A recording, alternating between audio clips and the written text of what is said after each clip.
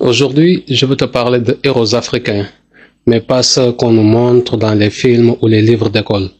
Je parle de ceux qui ont porté l'Afrique debout, dans la foi, le savoir, le courage. Et on commence par un homme dont le nom est une lumière, Cheikh Ahmadou Bamba. Cheikh Ahmadou Bamba, fondateur du mouridisme au Sénégal, n'a jamais levé une arme contre les colons, mais il leur a fait peur. Pourquoi? Parce qu'il a formé des esprits libres. Il a compris que pour libérer un peuple, il faut d'abord libérer son esprit. Il prônait le travail, la paix, la foi, l'instruction. Il a été exilé plusieurs fois, surveillé, combattu, mais il n'a jamais répondu par la haine. Il a répondu par la patience, la connaissance et la spiritualité. Leçon à tirer. Tu veux changer le monde? Commence par changer ton âme. Élève ton esprit. Forme-toi. Travaille avec sincérité. Sois fort dans le silence. Cheikh Ahmadou Bamba nous montre que l'arme la plus puissante, c'est pas la violence, mais la conviction profonde.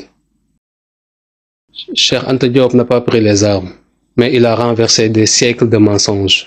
Ce scientifique, historien et penseur sénégalais a prouvé que l'Égypte ancienne était africaine, que les peuples noirs avaient une histoire riche, glorieuse et intellectuelle. Il s'est battu pour que les Africains sachent d'où ils viennent, pour reconstruire leur dignité. Il disait que la culture est le moteur de l'unité africaine. Si tu ignores ton passé, tu te perds dans l'avenir. Cheikh Anta nous montre que le savoir, ce n'est pas juste avoir des diplômes. C'est comprendre qui tu es pour devenir ce que tu dois être. Nelson Mandela a passé 27 ans en prison, 27 ans d'humiliation, de solitude et de douleur. Mais pourtant, quand il est sorti, il n'a pas appelé à la vengeance. Il a tendu la main. Il a choisi le pardon. Il a préféré reconstruire que détruire. Mandela savait que la haine enchaîne, mais que le pardon libère. Il a montré qu'un vrai leader n'est pas guidé par l'émotion, mais par la vision. Tu ne choisis pas toujours ce qu'on te fait, mais tu choisis comment tu réagis. Mandela nous enseigne la force du calme, du courage et de l'amour, malgré la douleur. Il a changé un pays en restant fidèle à ses valeurs. Thomas Sankara, président du Burkina Faso, a seulement 33 ans. Il était un homme de principe. Il roulait en vélo, réfugié des privilèges et vivait simplement.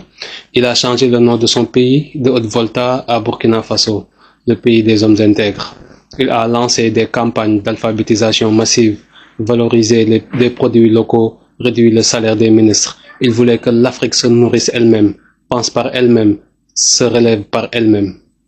Sankara nous montre que l'on peut diriger sans se vendre, gouverner sans se voler. Être jeune n'est pas une excuse, c'est une opportunité. Il a prouvé qu'on pouvait faire grand avec peu, si on a une vision claire et une éthique solide. Ces hommes n'avaient pas tous les mêmes armes, ni les mêmes contextes, mais ils avaient une chose en commun, une vision claire et une foi inébranlable. Ils ont choisi le savoir, l'intégrité, le pardon ou leur foi pour élever leur peuple. Aujourd'hui, ce flambeau est entre nos mains. Toi qui regardes cette vidéo, toi qui n'as peut-être pas un empire à bâtir ou un régime à combattre, mais tu as ta vie à construire, des jeunes à inspirer, des idées à défendre. Alors dis-moi, quel héros t'inspire le plus et pourquoi? Commente et partage et n'oublie pas de t'abonner pour qu'ensemble, on continue à réveiller les consciences. Nipo, knowledge is power. À très bientôt.